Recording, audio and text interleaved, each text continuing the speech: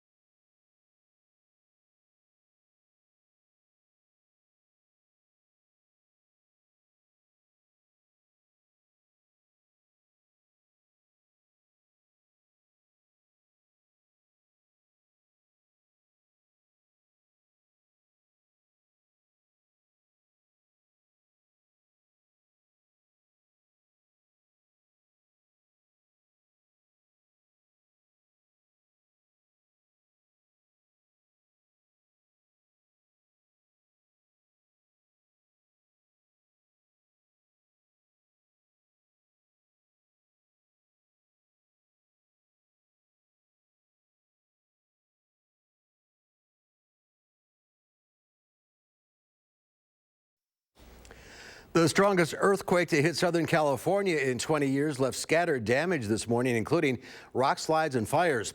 The U.S. Geological Society reports it was felt from Las Vegas to Orange County.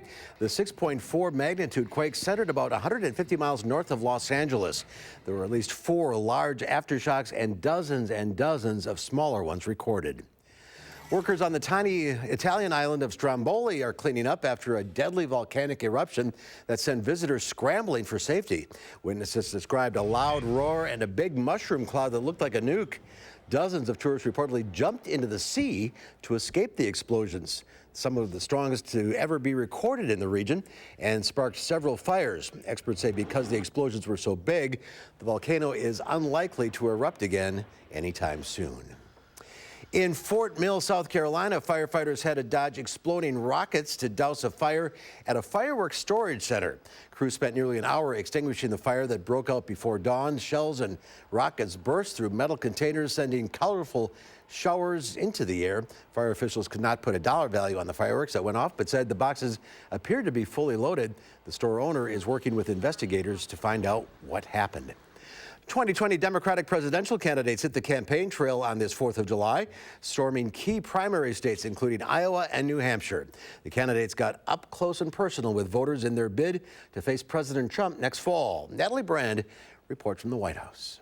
I'm excited to be here in New Hampshire. Happy 4th of July. Democratic presidential hopefuls mark the Independence Day holiday. I'm happy to be here in Nevada, really excited. Flipping pancakes, petting pooches, and pounding the pavement in early voting states. Those freedoms, whether it's freedom of speech, freedom to gather, freedom to worship, these are things that are threatened. Hawaii Congresswoman Tulsi Gabbard and New York Senator Kirsten Gillibrand marched in Amherst, New Hampshire's 4th of July parade. Others, like Mayor Pete Buttigieg, Senator Bernie Sanders, Senator Kamala Harris, and former Vice President Biden spent the day crisscrossing Iowa. He's looking ahead to the next debate. What I'm going to do is answer the questions I'm asked and try to move the debate where I think the Democratic Party needs to go in order for any one of us to win. National polls still show Biden as a frontrunner, with Senators Harris and Elizabeth Warren making gains among primary voters. On the fundraising front, all the official numbers aren't yet in, but President Trump's campaign says it's raised $54 million for its war chest in the second quarter. The less we're talking about this president, the more likely we are to win. Buttigieg says he's raised nearly $25 million in that same period, just ahead of Biden and Sanders. We have just more grassroots enthusiasm than any campaign out there. We have over 1 million volunteers in this country from one end of the country to the other. With less than 6 months until primary season, the race is on to win over voters. Natalie Brand, CBS News, the White House. And the Democratic National Convention takes place in Milwaukee, now about a year away. That event officially kicks off the general election.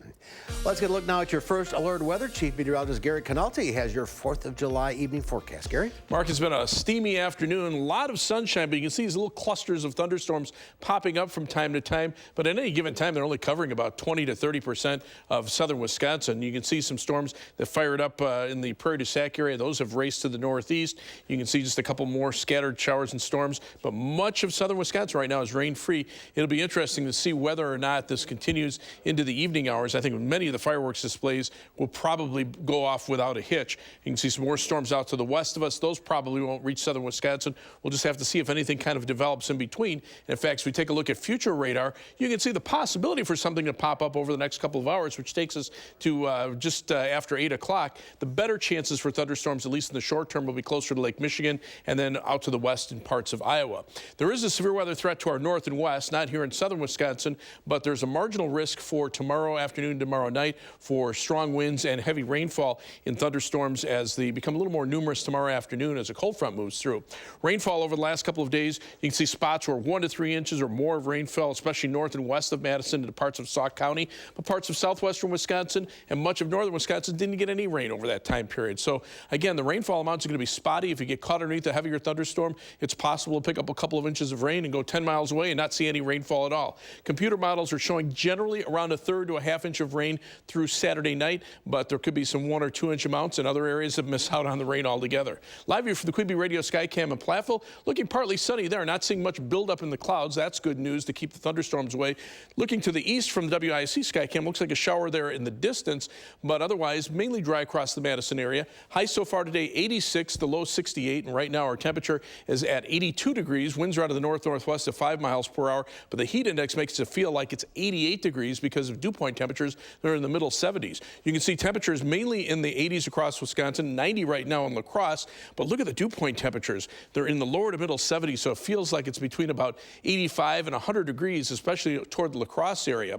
You can see the upper level winds right over us. Times they bring up clusters of thunderstorms, but there's also plenty of dry spots in between.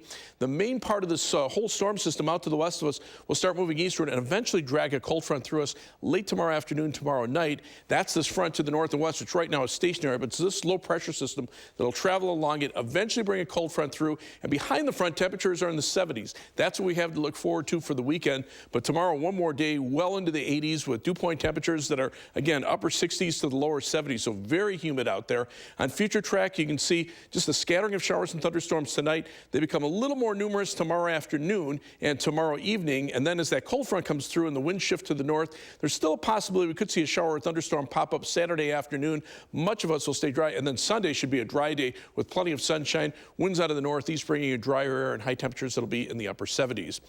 Our forecast for this evening, expect the possibility for a shower or thunderstorm in a few spots, maybe 20 to 30%. Otherwise, temperatures close to 80 degrees at 7 p.m., dropping to the mid-70s by the time most of the fireworks displays are over. Otherwise, it'll be kind of sultry out there. 69 for the overnight low temperature. Best chance for a shower or thunderstorm this evening. Then for tomorrow, another very warm and humid day. High temperatures mid-80s and some scattered showers and thunderstorms. Probably a little better chance tomorrow. On future track, again, a scattering of showers and thunderstorms mainly this evening, then dry overnight with some areas of fog, lows upper 60s. Tomorrow, the showers and storms pop up in the afternoon with highs in the mid-80s. Tomorrow night, scattered showers and thunderstorms, lows drop to the upper 60s, but notice the wind shift to the north. Saturday, that'll keep high temperatures in the upper 70s. Could be a shower or thunderstorm, especially south of Madison. Rainfall amounts, 1/4 to a half inch, but some areas over 2 inches, 1 or 2 inches, and heavier thunderstorms. 7 to 10 day forecast, though, does call for a break in the heat and humidity. Highs upper 70s to low 80s in early next week. Maybe a thunderstorm chance midweek. Highs low 80s with plenty of sunshine for the end of next week. As we take a look at first alert traffic right now, there's the view on I-39, 90, 94 northbound at County Highway V. It is closed because of an accident there. So if you're traveling northbound out of Madison, you might want to use US 51 to get around that area. Otherwise, the Beltline, good shape, as are the interstates around Madison.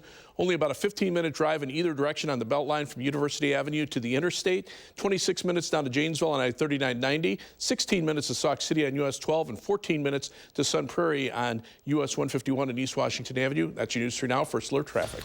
All right, Gary, thank you. Next at 5, if your water bill has been high lately, you might want to check for leaks. Consumer Reports has tips to conserve water and save money next.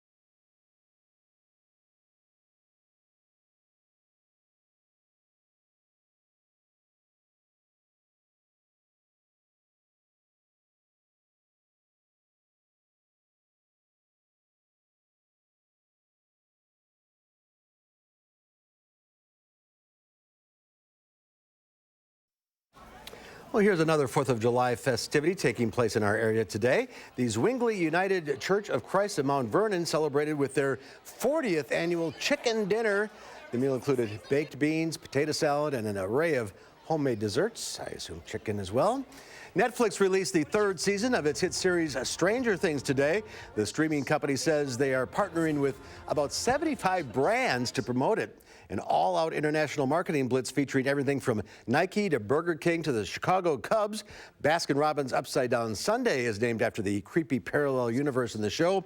And many of the brand's tie-ins play on the 1980s nostalgia the show is known for, even convincing Coke to re-release New Coke, a product that flopped back in 1985.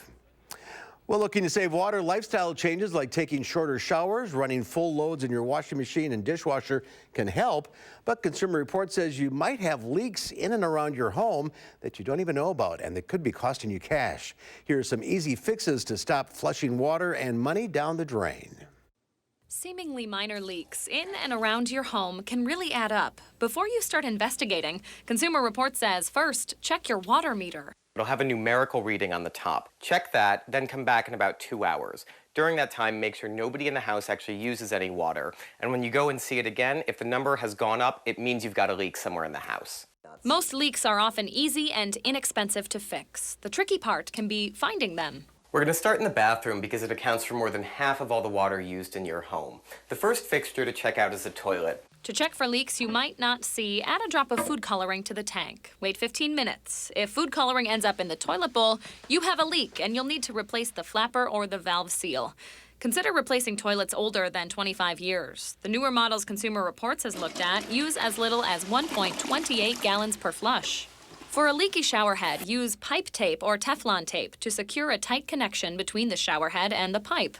Check any faucets, too. You can usually just replace the washer or gasket. You don't have to get rid of the entire thing. You also want to make sure to look under the vanity for any leaks that you may not see. Check your kitchen faucet as well. And finally, be on the lookout for leaks behind your walls. Mold or moisture on your walls, ceilings, or floors may indicate a leaking pipe. In that case, it's best to call a plumber. That was Leah Linscheid, and Consumer Reports says don't forget to check for leaks outside of your home. If your garden hose leaks where it connects to the spigot, try replacing the washer to ensure a tighter connection. And if you have in-ground irrigation, check to make sure that it wasn't damaged by frost or freezing over the winter. If it leaks, it may require professional attention. We'll get another check of your weather when we come back.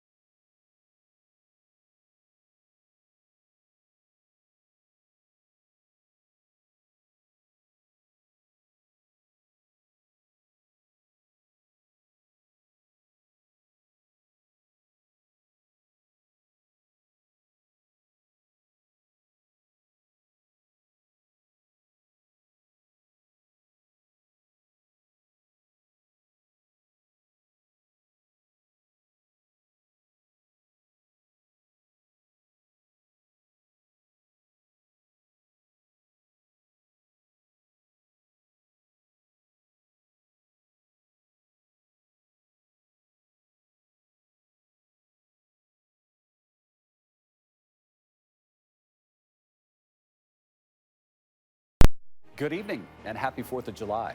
Here's a look at some of the stories our team is working on right now. Southern California is shaken by the strongest earthquake in 20 years. We have a correspondent and team in the area where there is damage. Plus, President Trump's salute to America is tonight in Washington, D.C., and we are there. And on this patriotic holiday, we will tell you about the mission to recognize one man who many people believe is deserving of the highest honor. We invite you to join us tonight on the CBS Evening News. Union of Nigerians Madison area joined together today at Sheehan Park for a U.S. Independence Day picnic. UNIMA is a group dedicated to fostering unity amongst Nigerians in the Madison area and advocate for Nigerians in the area for any resources they may need. Today, UNIMA celebrated the United States independence with their annual picnic. Kids played on the playgrounds while adults started the barbecue. That looks good. It does. And finally tonight, this doesn't.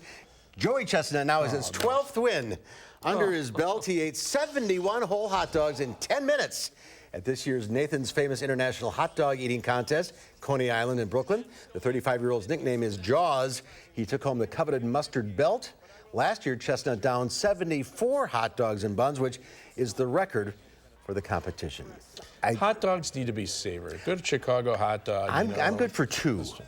My record is 10, but that was over a doubleheader at Wrigley Field. So it's 6-7 hours. Yeah, so I had some Not time 10 there. minutes. No, don't try that at home, kids. No, I'm really surprised someone doesn't get hurt doing these things. Somebody will, and that will put an end to the contest. That's my prediction. So the fireworks my tonight. other prediction, as far as rain is concerned, I think most of them will probably get off without a hitch. Let's take a look, first of all, at Doppler track. You can see one little line of showers and thunderstorms has moved to the northeast. There's not much behind it. A couple of showers and storms here and there. Temperatures, though, are pretty warm. Low 80s in Madison, many areas in the upper 80s to the lower 90s. Janesville right now at 91, La Crosse at 90. And look at the dew point temperatures, low to mid 70s. That's Miami-type tropical weather. And you can see the heat index, 88 in Madison, 97 in La Crosse, 98 in Mineral Point, and 98 in Janesville.